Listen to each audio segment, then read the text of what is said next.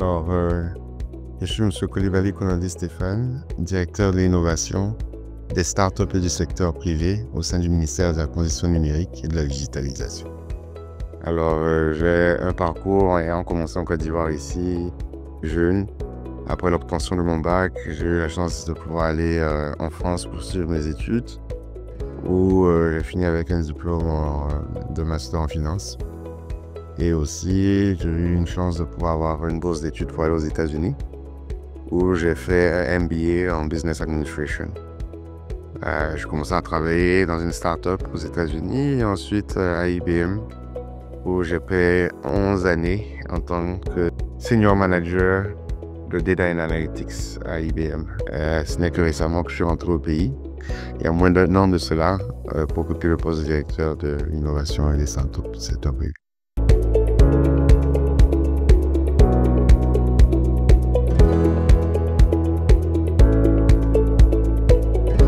Les missions sont importantes, et d'où ma présence ici. J'ai trouvé que c'était une opportunité de pouvoir vraiment apporter un plus au développement de mon pays.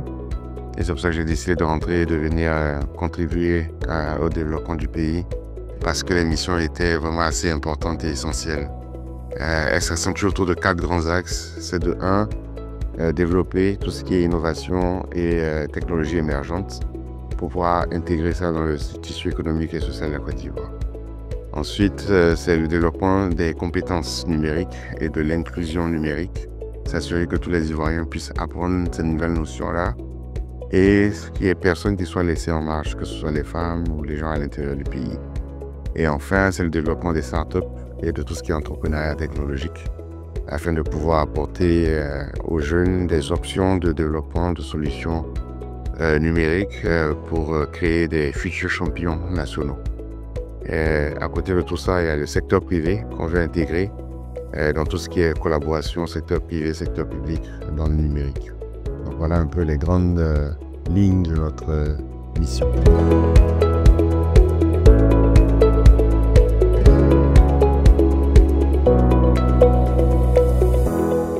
Alors l'IA, c'est l'intelligence artificielle qui est une manière pour les machines de représenter un peu la manière dont les hommes fonctionnent pour accélérer les processus, les décisions et les analyses de données. Alors, de manière générale, les différentes révolutions industrielles par le passé, la précédente, c'était comment est-ce que la machine pouvait répliquer le travail physique de l'homme. Donc, on avait moins de travail physique à faire grâce aux révolutions industrielles avant. Mais celles-ci, avec l'IA, elles nous permettent d'automatiser le travail cognitif de l'homme, de la réflexion et des décisions. Donc, c'est un volet un peu plus poussé qui nous amène maintenant à s'assurer que cette IA-là soit développée de manière éthique et suivre les réglementations en vigueur pour ne pas qu'il y ait des abus, parce que ça va à un niveau un peu plus élevé à répliquer les actions et les réflexions des êtres humains.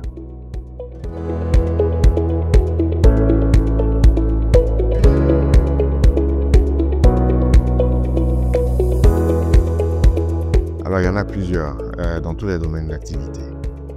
L'IA va permettre de pouvoir augmenter l'activité de l'homme. Donc, au niveau des personnes, ça nous permet de pouvoir faire plus en peu de temps, de manière plus structurée et plus efficace. Au niveau social, ça permet de pouvoir développer des solutions qui vont aider la société de manière générale. Je prends par exemple tout ce qui est traduction de langue. Je sais que par exemple au Sénégal, ils ont développé une solution qu'ils appellent Awa, qui transforme directement le Wolof en français. Donc ça permet de pouvoir intégrer et communiquer dans une société de manière plus harmonieuse. Et au niveau économique, et ça c'est le nerf de la guerre, avec le développement de l'IA, on peut développer une économie encore plus puissante. Et nous avons pour ambition, si l'IA est développée de manière optimale, de pouvoir avoir un gain du PIB jusqu'à 7%. Donc c'est très important de pouvoir s'aligner à cette nouvelle technologie, ne pas la voir comme un frein ou un danger, mais la voir comme une opportunité de développement économique et social.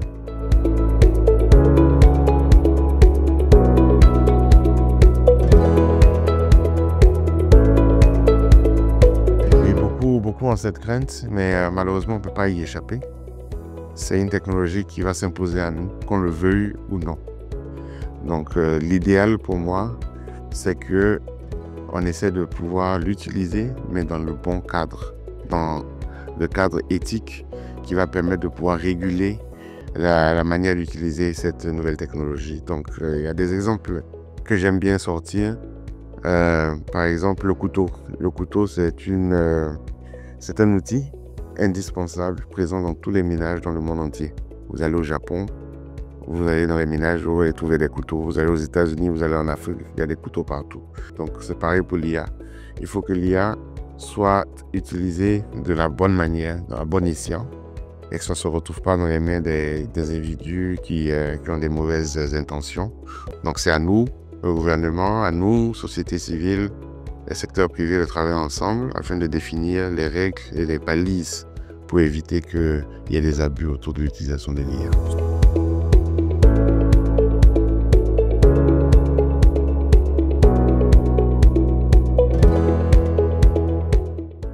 Alors, on a entamé et même pratiquement conclu l'élaboration de la stratégie nationale de l'intelligence artificielle et de la gouvernance des données, qui permet d'établir justement les grandes lignes de ce qui doit être mis en place afin de pouvoir sécuriser l'utilisation de l'IA en Côte d'Ivoire.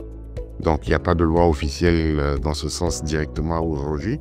Cependant, l'élaboration de cette stratégie nous a permis de pouvoir comprendre quelles sont les règles et les lois existantes, celles qui ont besoin d'être repoussées ou améliorées afin de pouvoir couvrir cet aspect-là, sachant que même aujourd'hui, sur la base de ce que nous avons analysé et des besoins que nous voyons nécessaires à combler, on ne peut jamais être sûr que les lois que nous allons définir aujourd'hui soient valables dans 2 ans, parce que la technologie avance à un rythme tellement accéléré qu'il faut de manière continuelle regarder ce qui se passe et ajuster nos lois et nos règles.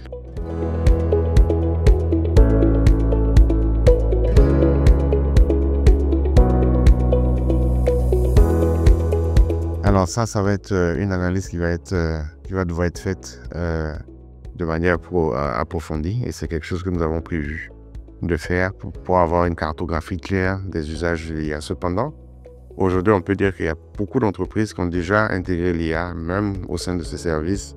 Nous avons l'utilisation de l'IA à tout moment. L'IA existe depuis très longtemps. Dans les années 50, l'IA avait déjà été développée. C'est juste qu'aujourd'hui, avec l'IA générative, ça a pris une proportion un peu plus poussée. Sinon, quand vous tapez un texte et que ça s'auto-corrige pour corriger les fautes d'orthographe, ça c'est de l'IA déjà en application. Donc ça existe depuis assez longtemps.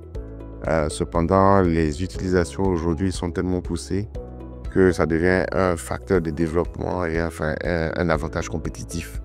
Pour une entreprise qui n'utilise pas l'IA, elle va perdre un avantage compétitif comparé à celle qui utilise l'IA. Et donc, nous encourageons les entreprises à pouvoir attendre d'abord qu'il y ait un cadre réglementaire officiel pour pouvoir le mettre de manière générale, mais dès à présent, il y a une nécessité de pouvoir comprendre cet outil, l'utiliser à bon escient et le mettre en pratique pour pouvoir optimiser leur rendement.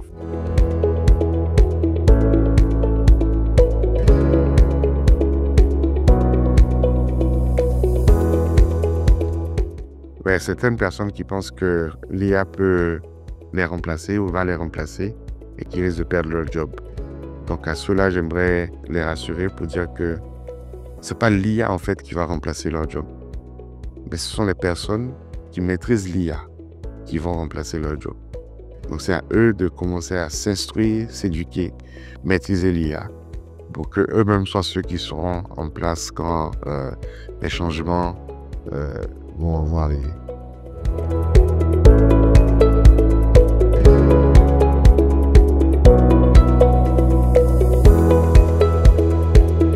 Alors, au niveau de notre stratégie nationale, il y avait plusieurs volets que nous voulions mettre en place pour le développement des liens en Côte d'Ivoire. En ce qui concerne les centres. Donc, de manière générale, d'abord la stratégie et les priorités. Donc, dans les priorités, on avait établi trois grands secteurs d'activité qui étaient prioritaires. Nous allons les étendre un peu plus au fil du déroulement de cette stratégie, de sa mise en œuvre. Mais dans un premier temps, on avait comme priorité première le domaine de l'agriculture. Donc, c'est le premier cas d'usage que nous allons mettre en pratique dès que la stratégie est officiellement adoptée par le gouvernement.